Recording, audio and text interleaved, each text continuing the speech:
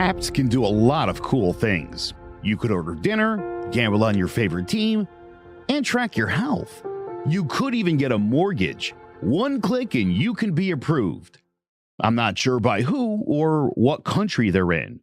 You deserve more from the mortgage industry. At AnyMac Home Mortgage, we believe in the need for live human interaction during a very complex process. The kind of service and guidance which an app simply can't provide. Our customers are more than credit scores and income documents. They're individuals and families who live in and strengthen our communities. Their story is our story, and that story begins in a home. Chris Sawyer is an expert on providing superior customer service and in meeting the mortgage needs of current and future homebuyers. With over 18 years of experience in the industry, Chris is able to help customers migrate through the home buying and home financing process by using his wealth of knowledge as a well-qualified mortgage professional. And best of all, Chris is located in Cromwell, Connecticut, where he has helped hundreds of clients in Connecticut, Massachusetts, and Rhode Island make their dreams of homeownership a reality. Visit chrissawyer.any-mac.com. Email him at csawyer@any-mac.com or give him a call, 860-878-8730. Chris Sawyer, NMLS number 39345, corporate NMLS number 338923. AnyMac Home Mortgage is an equal housing lender. American Neighborhood Mortgage Acceptance Company, LLC. DBA AnyMac Home Mortgage. Lo-Fi Direct. Connecticut First Mortgage Correspondent. License lender. Broker number ML 338923. Massachusetts Mortgage Lender and Mortgage Broker License number MC 338923. Rhode Island License Lender. License number 201128110L. Call for additional details. Welcome to Sports Talk with R&J. I am Steve Risser, along here with Justin and Afrio, and Week 2 is upon us, and we're going to start with tomorrow night's game, a big AFC East matchup between the Bills and the Dolphins. And seeing what we saw on Monday night, these are clearly the two best teams in the AFC East. These should be the two best teams in the AFCs all season long. The Buffalo Bills, though, they have owned the Miami Dolphins. They have owned them since 2020. The Bills are 8-1. 8-1 against the Dolphins. Tua is 1-6 against the Bills. McDaniel 1-4 against the Bills. So this should be an interesting game on Thursday night between these two teams. And I think for this game, I think it's going to be close. It's going to be competitive. But I'm going to go with the team that's going to run the football better, and that's the Bills. I'm going to go with the quarterback who I think is going to make less mistakes is Josh Allen. Josh Allen has owned the Miami Dolphins in his career. As I said, since 2020, the Bills 8-1. 8-1 against the Dolphins. I think both quarterbacks play pretty well, but I do think Tua turns the ball over once or twice. I think James Cook has a good game on the ground. I think Josh Allen throws a couple touchdown passes. Josh Allen looked great last week with 4 total touchdowns, and that's why I got the Bills winning here. I got the Bills winning this game going to 2-0. I got the Bills beating the Dolphins 27-24. But Justin, can the Dolphins end their 4-game losing streak against the Bills? I think they do. I got the Dolphins 30-24. I think the reason why is the Bills defense, they did give up 400 yards last week. The Bills didn't get Miami did get to 400 yards of offense last week. I know it was a bit of a struggle there for a while, but they figured it out. And I don't love the Bills defense. I know one of the touchdowns they gave up was a kick return. I know the Bills too are a little banged up at the back end too defensively. So I think Tua plays well. I think they get the running game going this week. I know it's a night game, but even at kickoff, it's supposed to be still like 80 degrees, and the humidity is supposed to be like 80% still. So it's going to feel like 100 still. Buffalo doesn't practice obviously in that type of climate and weather. So I think that's a factor too in a short week. So I think Miami's be able to run the football this week, and they're able to go 2-0 and finally knock out the Bills. You talk about the run game though. Mostert is out, and A-Chain is questionable. So I actually think Buffalo, like I said earlier, I think Buffalo is going to be a team that runs the ball better than Miami. I think Buffalo is going to be, I think it's going to be the difference in the game. I think Buffalo is going to run the ball better, and I think they're going to protect their quarterback better. I think Greg Rousseau is going to make a big play in this game. He had 3 sacks last week. I think he's going to make a big play in this game. That's why I think Buffalo wins. I think they run the ball better. I think their defense plays a little bit better than Miami. I mean, it's going to be close and competitive. But there's the thing with me. I just feel like the Bills are in the Dolphins' head. Last year, with 5 games to play, Miami had a 3-game lead over them, and they lost. They gave it up, and Buffalo won the division, which resulted in Miami having to go to Kansas City in the first round, and then they got knocked out. Buffalo was able to get the 2 seed, played Pittsburgh. Now, they eventually got knocked out by Kansas City too, but imagine if Miami had a home game. Imagine if Miami won that division. It could have been totally different for them in the postseason. They would have hosted. They could have hosted Pittsburgh or the Bills again. and they would probably would have hosted Kansas City in the second in the divisional round. So I feel like the Dolphins are kind of in the Bills' head. I think the Bills are.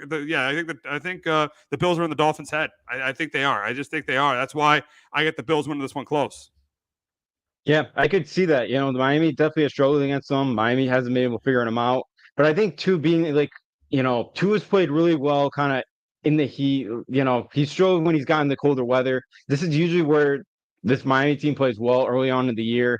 I know Sunday took them a little bit to get going there, but I think, you know, on this short week with some of the injuries the Bills have, I still think, you know, I know, you know, you mentioned Moser and A-Chain may not, you know, play. I think like even a Jeff Wilson or a Jalen Wright, you know, the rookie out of you know, Tennessee. McDaniel's really good at scheming up run games, so I could see one of those two guys being productive in the running game and really stepping up for these guys and the Dolphins and being able to keep that Bills team on the field for a while. And you know, again, I think play action could be huge. You know, you saw Sunday, you know, the Tyreek Hill, you know, 80-yard touchdown pass. Like, you know, they could hit the big explosive plays, and I think Miami's gonna be able to do that. Yeah, we'll see. We'll see. Now the big question is who needs this win more, the Bills or Dolphins? Because the winner will be 2-0, and we'll have a game lead on the other team. And as we saw in Week 1, I feel like these are even though the Jets have Aaron Rodgers, these are still the two best teams in the AFC East, in my opinion. To me, I'm going to say the Dolphins. The Dolphins, because they just struggled so much against the Bills, and if they can get a win over the Bills, this would help their. I think it would help their confidence. It would help them moving forward. I think another loss to the Bills is just you're then a game behind them, and then you still have that stigma. We can't beat this team. We can't beat this team. I think it's definitely Miami. I know, you know, Buffalo lost Stephon Diggs, but they got one of the best quarterbacks in the league, arguably the second best quarterback in the league, in Josh Allen. I just think that the Bills are going to be fine. They're going to be a 10-11 win team, even though they lost Stephon Diggs.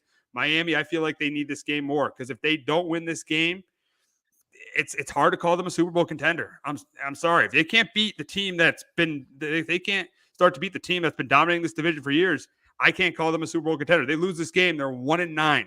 1-9 against the Bills since 2020. I can't call them a Super Bowl contender. It's hard for me to call them a Super Bowl contender if they lose this game. That's why I definitely think the Dolphins need, and they're at home. And they're at home too. They're at home. And the Dolphins haven't, and Tua has never won in Buffalo either. So I think the Dolphins definitely need this game more than the Bills. Yeah, I agree, because Miami's really, you know, you mentioned that they really struggled against Buffalo, knocking them off. And, you know, if they could win this one, you got Seattle on the road next week, which, you know, is a winnable game. And then before your bye, you got Tennessee at home. Now, again, I know Tennessee upset them last year, and that's possible, I guess, again. And then you go to New England. You know, you could be sitting there 5-0 going to your bye, and then you come out of it with still the Colts on the road, Arizona, before you go to Buffalo again. So before the schedule gets a little bit tougher. So for Miami, you know, it's their back end of the schedule is really tough. So for them, they got to get out to a fast start, and this is a huge one where they can go 2-0 and you know, maybe even possibly 5-0 head of your bye and feeling really good about yourselves. And you know, we're back end of the schedule is very tough. You know, you're going to have to win some games early, and this would be a huge one. It definitely will be. It definitely would be. Should be an interesting game tomorrow night between the Bills and the Dolphins. But we got to move on to another big AFC matchup, and that is between the Bengals and the Chiefs. The Bengals looked terrible last week against the Patriots. I mean, I'll give the Patriots credit for coming out ready to play, but the Bengals looked terrible. They couldn't run the football. They couldn't stop the run. Burrow struggled. Pretty much, you know, every aspect of the game struggled against the Chiefs, and the Chiefs did what the Chiefs did. The Chiefs did what they do. They won against the Ravens 27-20. Came right down to the end. Yours truly picked that score completely right. It was nice call. Inaccurate picking that score. And and Xavier Worthy looked really good too with 2 touchdowns. He had the touchdown on the end around. He had a touchdown where he beat Merlin Hunt, where the Ravens screwed up with their defense, but he was able to run past Merlin Humphrey for the touchdown. So I think this is a game that I know the Bengals have owned the Chiefs. I know they've had not owned the Chiefs, but they've had success against the Chiefs. Joe Burrow 3-1 against Patrick Mahomes. This is probably the team that's had the most success against the Chiefs. The problem is they're a mess right now. Their defense is not good. T. Higgins looks like he could be out again. Jamar Chase I mean, he's still one of the top receivers in the game, but it didn't look like that on Sunday. The offensive line is shaky. I think the Bengals are such a mess right now. I think the Chiefs win by 2 scores. I think you're getting a big game out of Isaiah Pacheco. I think you're getting Aaron Rodgers throwing a couple Patrick Mahomes throwing a couple touchdown passes, and I think I think Joe Burrow's going to struggle and turn the ball over once in this game. That's why I got Kansas City going to 2-0. Bengals for the 3rd year in a row, which is crazy. For the third year in a row, going 0-2. I got the Chiefs winning this one 31-17. But Justin, can Joe Burrow beat Mahomes and the Chiefs for the 4th time? No, I'm with you in this one. I got Chiefs 27-17. With Zach Taylor, when he's had Joe Burrow in weeks 1 and 2, they're combined at 1-8. That's crazy. As you met, yeah. And again, that's why that's why he's an above average coach at best. He's an above average coach at best. 1-8 with Joe Burrow in the first 2 games of the season. That's crazy. Yeah, it is, and it shows how ill-prepared they are going into a season. You saw it Sunday, against the Patriots. Just you knew the Patriots tried to run the football, and they had no idea how to stop it. But in this one, Joe Burrow, I still think that wrist is bugging him. He was kind of shaking it around, trying to loosen it up all game. It felt like, I don't know, so I think that's gonna be a factor. You mentioned, Chase, just I know they said he was sick. He's missed a lot of practice, obviously, with the contract dispute. So, I think that's a factor as well. In this one, I just think that the Bengals defense is not going to be able to get off the field again, and I think Mahomes is going to be able to move up and down the field on them offensively. And Pacheco has a big game, and I just don't think Burrow is healthy enough, and I don't think they have, the Bengals just weren't crisp last week, and they're always a team that plays better, later on in the season, and they're just, I think Chiefs should win by 2 scores. Yeah, and you talked about the Bengals' slow starts, and here's the thing. I would not be surprised at all if they make the playoffs because Joe Burrow's just too good to play if Burrow stays healthy. No, Burrow's too good if they stay healthy for them not to make the playoffs. But if this team misses the postseason somehow this year, say they finish 9-8 and they miss the postseason, Zach Taylor's got to be fired. Zach Taylor has got to be fired. It's unacceptable to keep starting this poorly with the quarterback that you have. It's just flat out unacceptable. So yeah. I mean, I think if the Bengals don't make the playoffs, Zach Taylor is got to be fired.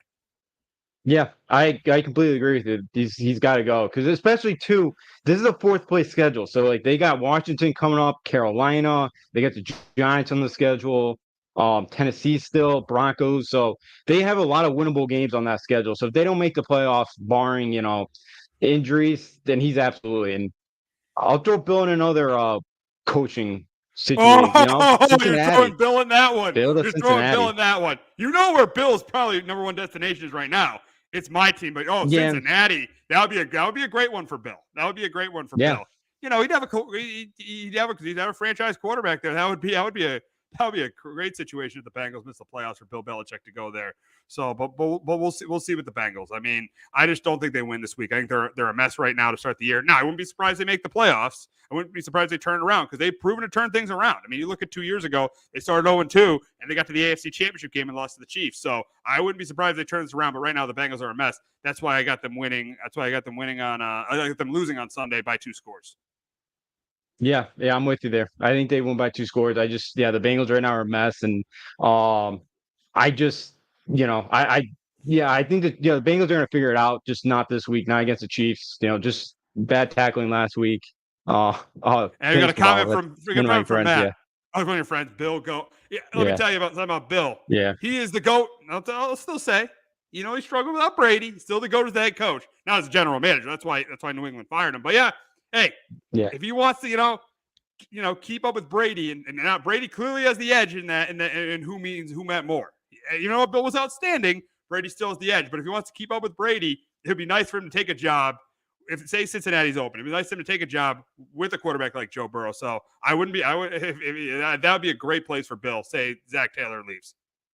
Yeah, or gets fired.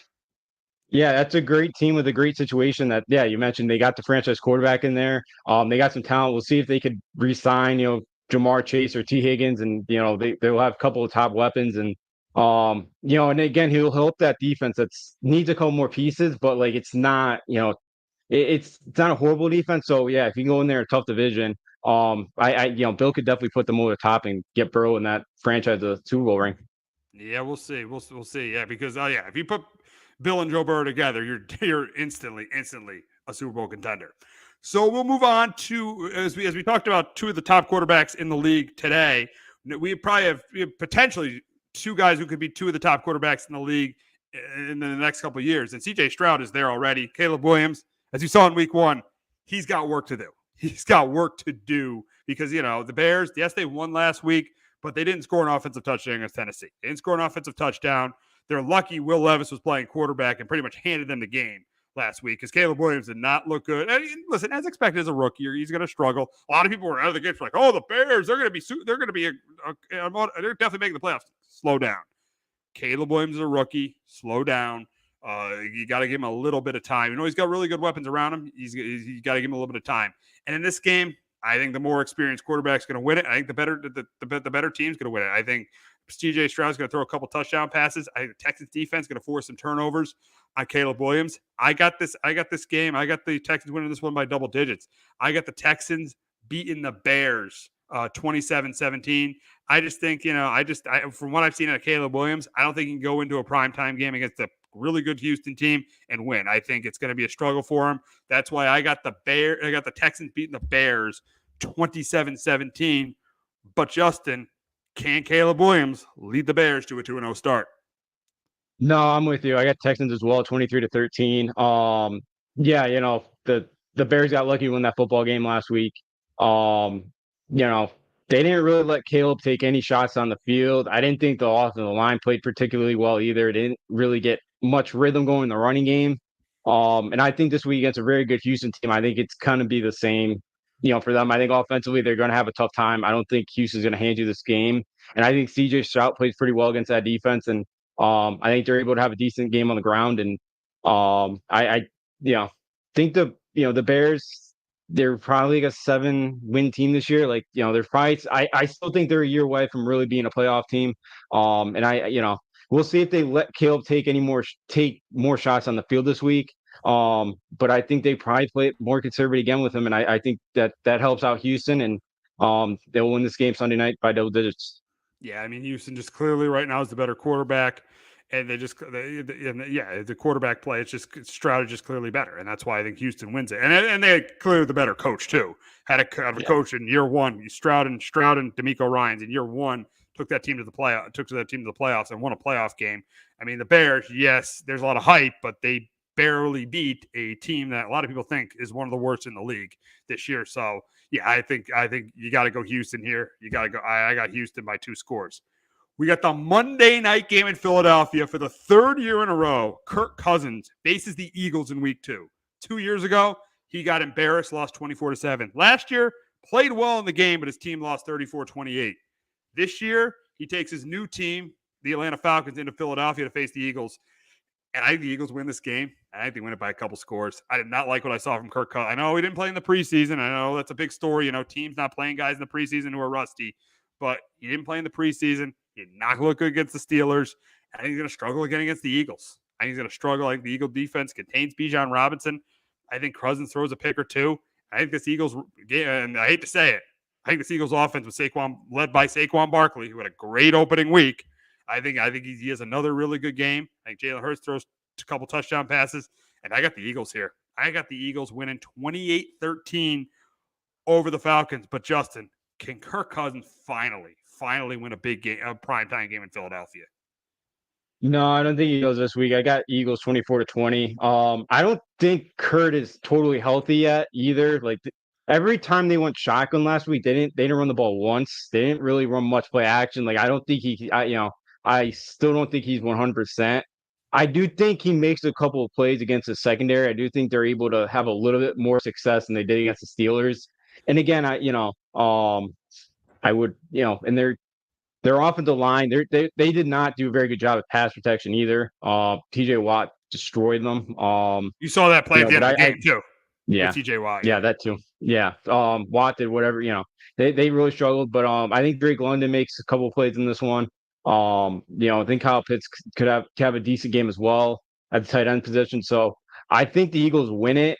But I do think Atlanta puts up some point just because the Eagles secondary is still a little bit work in progress. You saw there on Friday night against the Packers.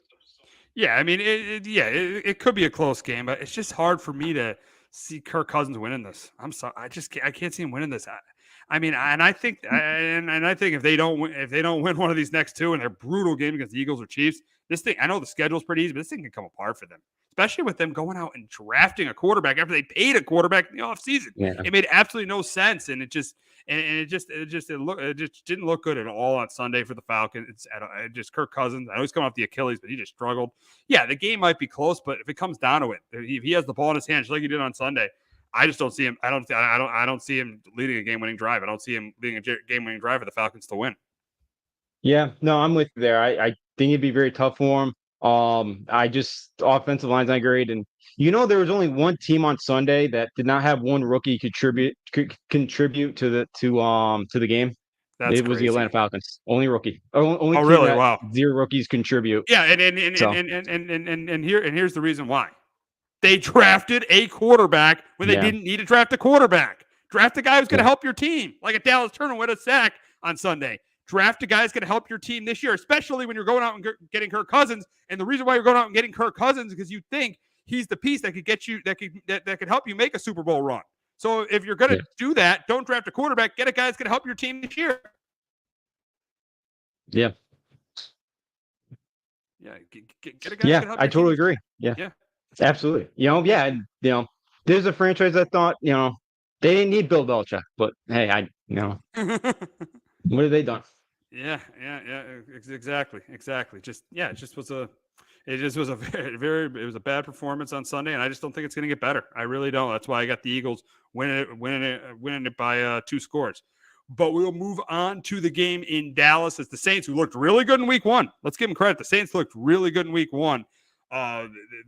They fake on the Cowboys, who also looked really good in week 1. And I think this is, again, a really, really close competitive game by both teams. This is a close competitive game because of the way the Saints looked. But I think the difference in this game is going to be, I think Dallas is going to run the football a little bit better. And I think Dak's going to make less mistakes. I think Derek Carr is going to make his plays, but I think it's going to come down to the end where Derek Carr's got to make a play. And I think the Dallas defense makes that big stop. And that's why I got the Cowboys winning by a score. I got the Cowboys winning it 28-20 over the Commanders. But Justin, you mean Saints? Over the Saints. Yes, my bad. The Saints. But Justin, can Derek Carr lead the Saints to a 2-0 start for the second straight year? No, I got the Cowboys as well, 23-16. Yeah, the Saints look pretty good. The Panthers may have gotten worse last week with how bad they look. Oh my God, they're terrible. Yeah. That team is awful. Yeah, it's I thought they'd be a little bit better, but yeah, that is one bad football team right now.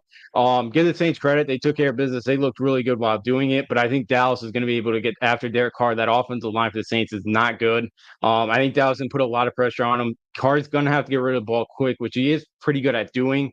But I think the Dallas offense is going to have some success too through the air. It's against the Saints secondary, so. I think the Saints. I think the Cowboys do win this game by a touchdown on Sunday.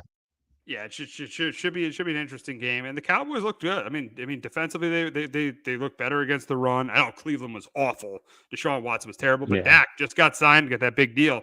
He looked pretty good too. So I think the Cowboys go to 2-0 this week, and going 2-0 this week, beating the Saints in their home opener. But speaking of the Commanders, they will host the Giants this week, and the Giants looked absolutely pathetic. Outside of the Panthers, they looked worse than anyone in their home opener. They looked horrendous against the Minnesota Vikings, and it was across the board. The Daniel Jones, as we know, was awful. The offensive line, that struggled, giving up 5 sacks. They had trouble running the ball. The defense, 2 times on third down, couldn't get off the field because of penalties. 1 pass interference call on Adoree Jackson. The other grabbing the face mask, which irritated me the most. On a 3rd and 16, Kayvon Thibodeau gets a face mask call. So this Giant team did not look good at all. They looked terrible against the Vikings on Sunday. But the thing is, for the Giants, luckily for them, they are playing the Commanders, who looked bad as well, especially on the defensive side of the ball, giving up over 30 points. The Commanders' defense was absolutely terrible on Sunday against the Giants. Jaden Daniels, he was up and down in the game.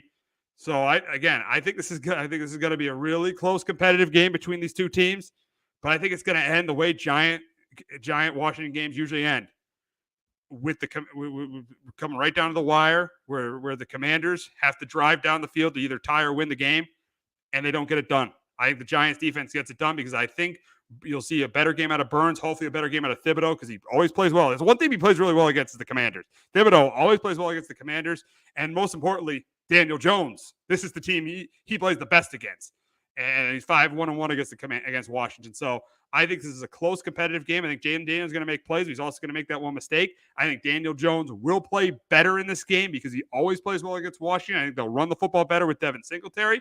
It's going to come right down to the end. And yes, if the Giants were playing the Commanders, I probably wouldn't pick them this week. But I got the Giants winning this game 23-20 over the Commanders. But Justin, I do have the Giants bouncing back from their pathetic performance last week. Do you have the Giants bouncing back from their pathetic performance? I don't. I hit the Commanders 24-21. I'm going to take the team that looked more competent on offense. That was tough to pick this one. I know the Washington defense stinks, and I know Daniel Jones has had some success here, but I don't want to say it's like Mac Jones territory, but I just think at this point his confidence has to be shot. And, and again, if they could script something up early where he can get a couple of completions early, kind of get a rhythm going, I think that's going to be huge in this one. But, and this is the second year in a row that the Giants on opening the first game of the year have not scored a touchdown. Both times at home. And I think that this is a lot on Dable to not have this team ready to go out of the jump early on in the year. And I think that's kind of an issue right now. And, they look so flat. And especially for your 100-year anniversary, with all those former guys in the house, you would think you'd get an A+ effort, and you just didn't. And now you're going to Washington. I just, what's the confidence in the locker room? The fans are booing early on. I don't know. And the way Hard Knocks is not portraying Shane and that front office to look brilliant right now with the way Saquon looked, with all the bad press on Jones, which I think, probably damaged Daniel Jones at this point. Like, it's just not good. And I'm going to take the Commanders in this one. And you brought up a point about Hard Knocks. And the thing that irritated me the most about Hard Knocks was they were not 100% committed to Daniel Jones. If you're going into a season, as we just talked about with Atlanta, they don't look like they were 100% committed to Kirk Cousins after they paid him all that money in the offseason. You cannot tell me. If you watched Hard Knocks, you cannot tell me that the Giants were 100% committed to Daniel Jones. Because there are four instances. Because you look at the conversation that Shane had with Ryan Poles last week. It started at the Combine with Joe Shane talking to Elliott Wolf about trading up. Then it was Dayball talking about Jaden Daniels and saying, "Oh, I draft Jaden Daniels. I trade up for Jaden Daniels if we could." And then on draft day, Joe Shane calls Elliott Wolf about a trade for Drake May. And then even during Hard Knocks, he goes up to Ryan Poles at the Bama Clemson game during the Bears Hard Knocks. Goes up to him at the Bama Clemson game and says, not Bama, Georgia Clemson game. Sorry, Georgia. But he says to him, it must be nice to not have to look at a quarterback. They made it obvious that they were not committed to Daniel Jones, and it showed on Sunday because he looked like, as you said it, he looked like he had no confidence. He just looked like he had no confidence. His confidence is shot. It just looked like it, because 2 years ago, this was a different Daniel Jones I saw to the one I'm watching right now. Yeah, because it's got to be tough for him, because you saw the fans that were booing him walking out of their stadium on Sunday night. You saw that the fans are booing, and your whole coach, the coaching staff, the front office aren't fully committed to you. Like, at this point, nobody's probably behind him. I don't know what the teammates are. I have no idea, obviously, but it feels like everybody's against you. It's got to be pretty hard to kind of get through that. And I just, maybe he can play through it. Maybe he can find a way to, prove everybody wrong. But it's got to be tough when everybody's against you, especially when it's in your own locker room or your own front office doesn't believe in you. And they just didn't. And I think too, it gave a launching pad for the fans of, we can boo Dan. We're going to boo Daniel Jones. They booed him from the opening drive. Opening drive on Sunday, they booed him from. Yeah. Again, that just doesn't help. And the Giants just did not help out Daniel Jones at all. I thought maybe it was maybe push him, but I just think at this point, like, I think I think his confidence is shot, and I don't know if he's gonna gain it back in New York. I don't know. It's especially in the New York market.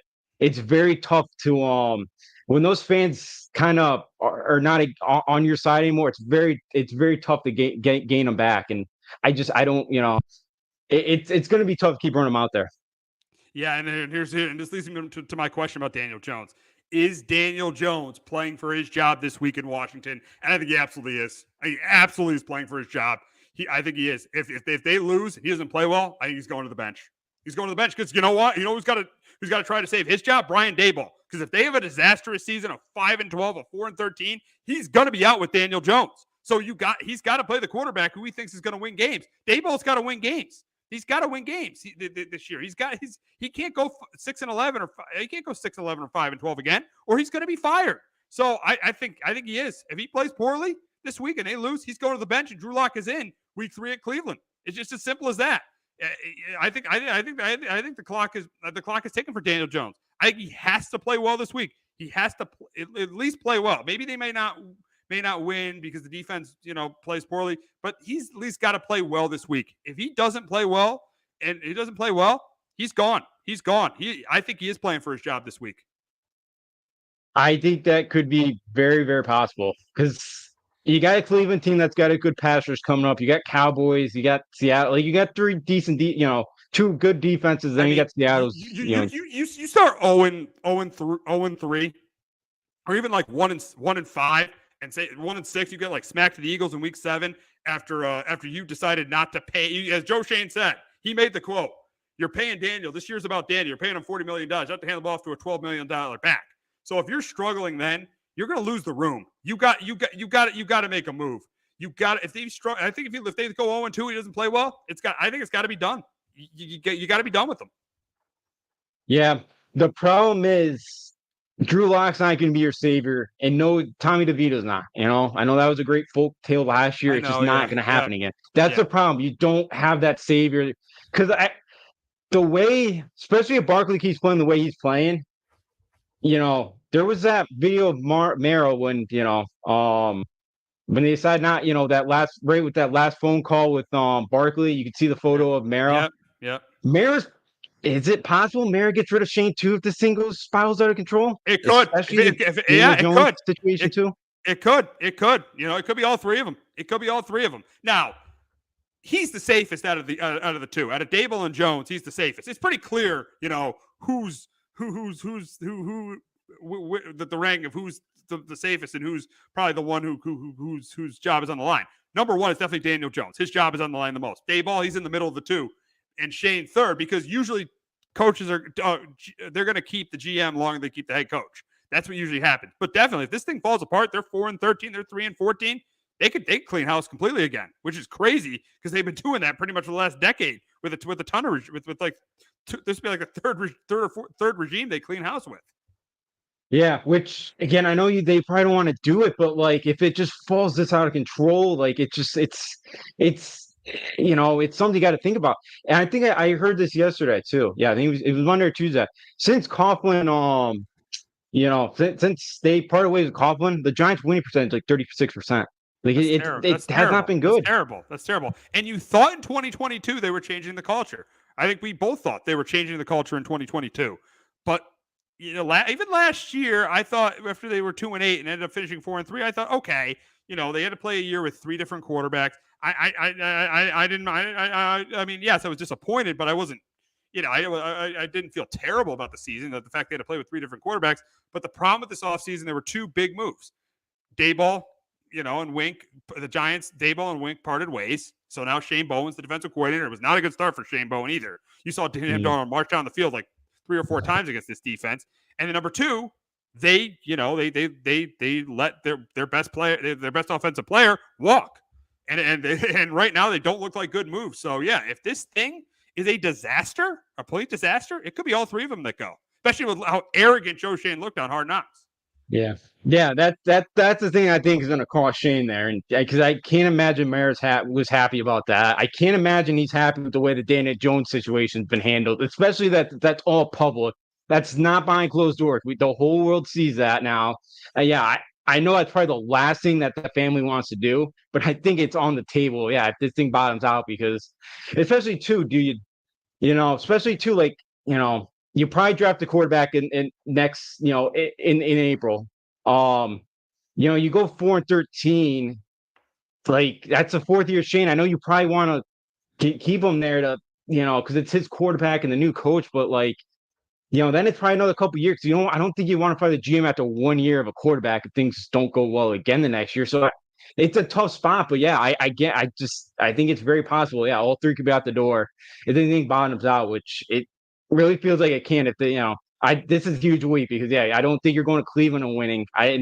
You guys have not beaten Dallas in a while, so things could definitely spiral out of control here, and they could them and the Panthers could, looking like they could be the last two winless teams in the league.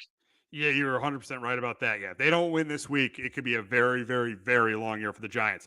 But we got to move on to the local team that played really well on Sunday, and that's your New England Patriots, who started the Gerard Mayo era with a win. Who would have thought they'd go into Cincinnati, where Joe Burrow played, and they'd win that game? So the Patriots 1-0, got their home opener against the Seahawks, who also started 1-0, beating the Broncos. A rematch of a game 10 years ago. We all remember with the Seahawks and the Patriots. That was one of the best games, maybe one of the greatest games of all time between those two teams. That was a great Super Bowl. Here's the thing: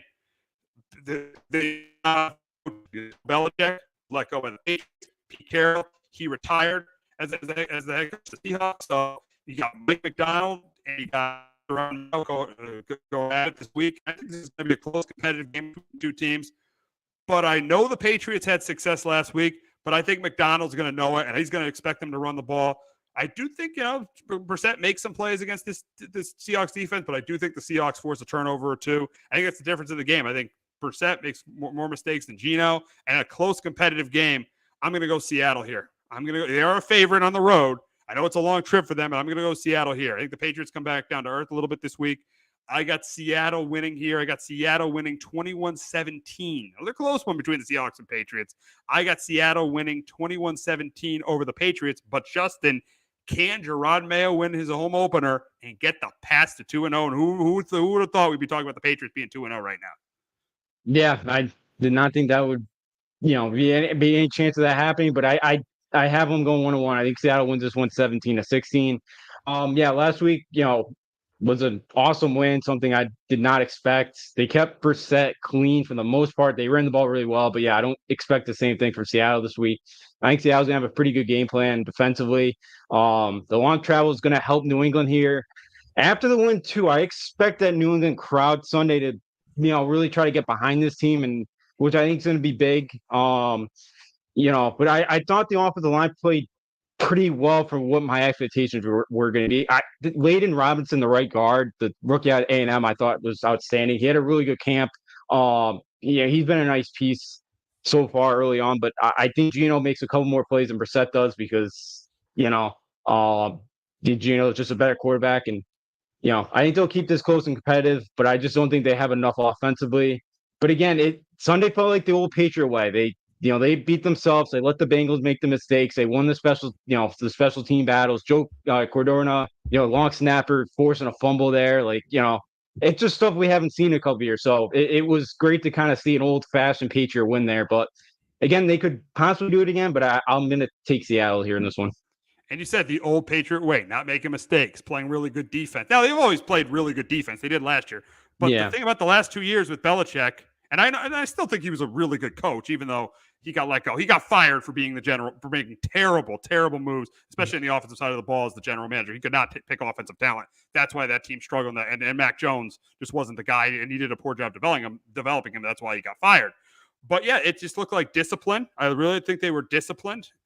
Gerard Mayo. They were a disciplined team. They didn't make mistakes. Yeah, similar to what the Patriots were from 2001 to from 01 to 2020. I'll give them those. I'll give Belichick those 2 years with Brady where they won 7 games with Cam Newton and they made the playoffs. So I'll give them those 2 years as a coach. I mean, the movie made with Brady, let's not forget, it was absolutely terrible. Not having him on the team in those years, but yeah, but I think they looked like the Patriots from 2021 to 2001 to 2021.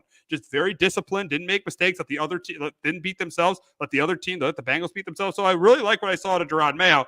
I just think the issue with this team is they're just, especially on the offensive side of the ball, they just don't have the talent to I know Kenneth Walker might not play, but I just don't think they have the talent to win 2 in a row. I just don't. But I think win or lose, I think everything this team is right now finally back on the right track. It's the first time in 5 years we could say the Patriots are on the right track. So I think they're finally on the right track. I think Mayo has a culture of discipline. I like what I saw in week 1 from Gerard Mayo. I don't think they win this week, but I really, really like what I saw from Gerard Mayo in week 1. I did too, and I so early.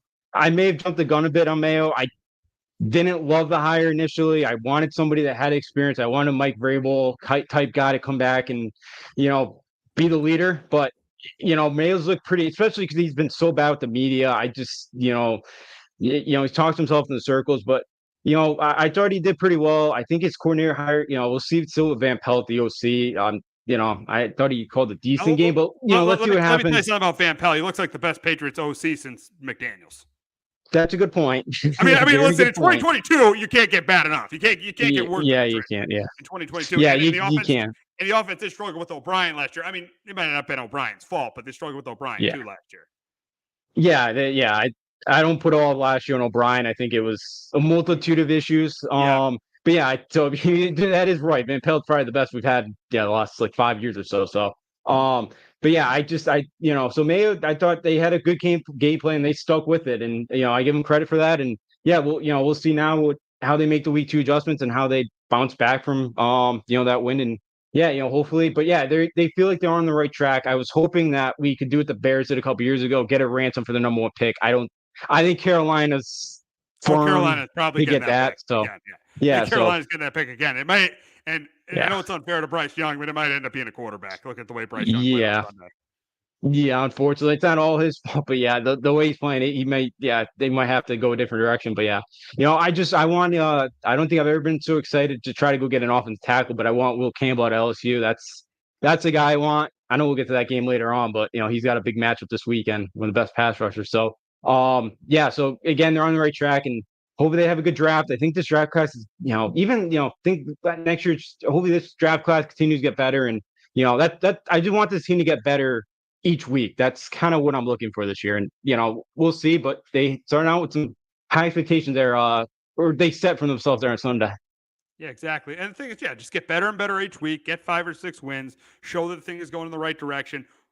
Hopefully for them, start Drake May, by probably in maybe early mid-October, see growth from him. That's what the season is about. It's a growing year. It's a building year for the Patriots. And if they could go 6-11, that would be a positive step in the right direction for that team. And then next year they could draft and go into free agency because they're going to have a quarterback on a rookie deal. So through the draft and through free agency, you just keep making this team better. So really good start for the Patriots on Sunday, beating the Bengals.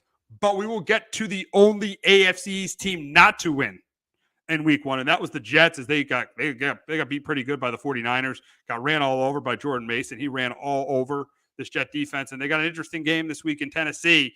On a short week, they go to Tennessee, a team that lost to the Bears by a touchdown, as we said earlier, as we were talking about the Bears. So, but this game I think is close. I think it's competitive. I think Tony Pollard has a pretty good day on the ground against this Jet run defense. The Jet run defense was not good.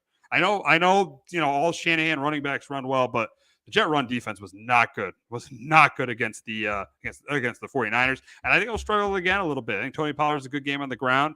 But I think the difference in this game is going to be Rodgers is going to play well, and Levis is going to make some key mistakes. And that's why I think the Jets win it. I think the Jets do go to 1-1. I got the Jets beating the Titans this week, 27-21. But Justin, are the Jets going to bounce back? Is Rodgers going to get his first win as the starting quarterback for the Jets, or are they going to be 0-2 after 2 games? I'm going to take the Titans here at home, 20-16. Wow.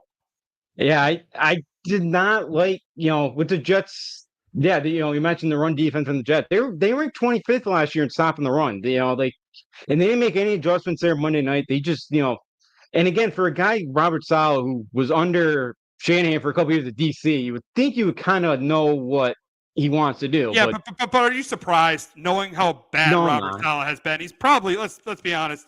Right now, is there a worse coach than Robert Saleh in the NFL? No, I don't not think so. Staley's out.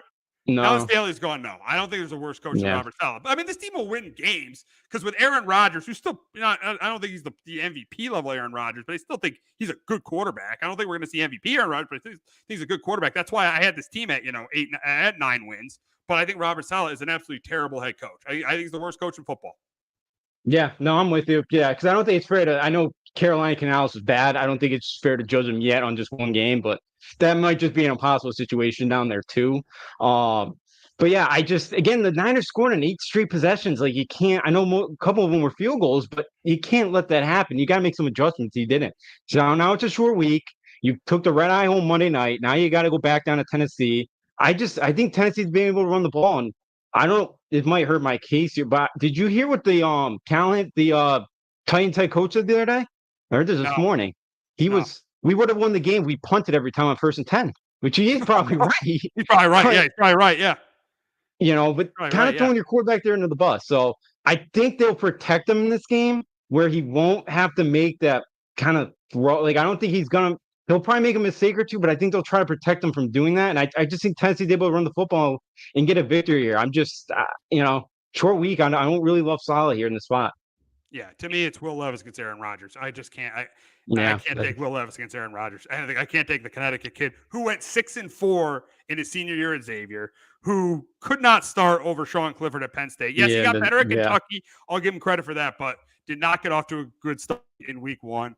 I just can't take Will Levis over Aaron Rodgers. That's why I got the Jets going to 1-1. But we will now rip through. We will now rip through the slate of games, and we're going to start with the Colts and Packers. Jordan Love looks like he won't start this week. Looks like it'll be Malik Willis against Anthony Richardson, and that's why I got to take the Colts. I think Taylor will have a good game on the ground. I think Richardson will play well in this game. This is a game where he's not facing a good quarterback, so we won't have to do all like we're going to have to keep up with the quarterback. So I think he's going to be able to manage the game, and I don't think he'll make that big mistake like he did last week. And I think that the Colts will force a turnover from Malik Willis. I do think the Packers will move the ball in the Colts defense a little bit because you still got Josh Jacobs, you got Christian Watson, you got Romeo Dobbs. They're going to move the ball a little bit, but I think they'll be kicking a lot of field goals there. That's why I think this is a 1-score game, and I got the Colts beating the Packers 23-16. But Justin, can the Packers bounce back this week without the quarterback they paid $55 million to this offseason? I think they do. I get the Packers 23-21. Wow. I don't like Gus Bradley, the D coordinator. Like week 18, Nico Collins absolutely destroyed him through there. Did he try to stop him last week? No. Joe Mixon ran all over him. I know Malik Willis is not a great passer. I get that.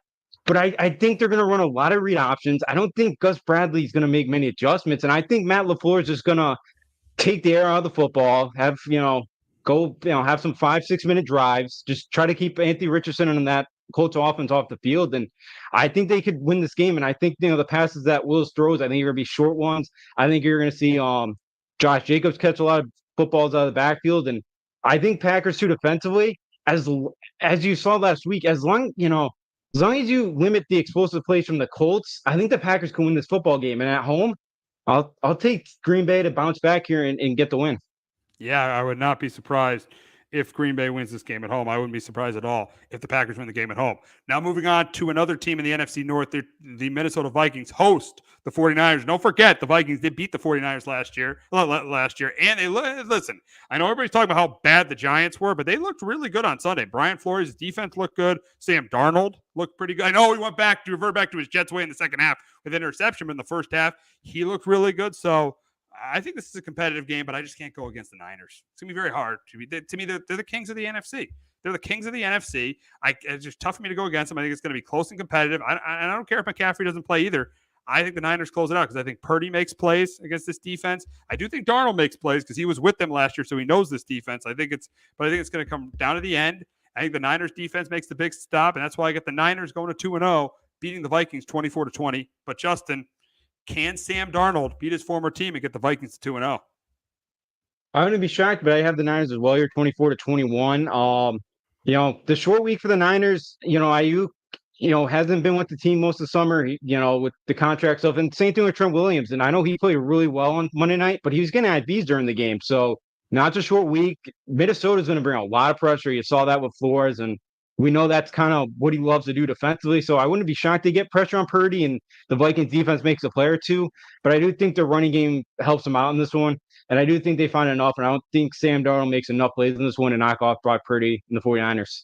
Got a playoff rematch in Detroit between the Bucs and the Lions. Now, for the Bucs, they're going to be without Antoine Winfield in this game. I think it's going to hurt them, especially in the run game. I think it's really going to hurt them in the run game and the pass game. I think, Gibbs will have a good game. I think Sam Laporta is going to have a really good game, especially without Antoine Winfield in this game. And I think the Lions offense gets into the 30s this week. I think they get into the 30s. I do think Baker plays well again. But just like the playoff game, I think it comes down to the end. I think the Lions defense makes the big stop in this game. Either Goff leads a game-winning drive or the Lions defense makes a big stop. Culture's been changed in Detroit. Culture's been changed. There's a reason I got them going to the Super Bowl. They know how to win these close games now with Dan Campbell. I got the Lions going to 2-0, beating the Bucs 31-24. But Justin, can the Bucs get revenge on what happened in the postseason against? Can the Bucs get revenge on what happened in the postseason against the Lions? I think they keep it close to this one, but I do have the Lions ultimately winning 20-24.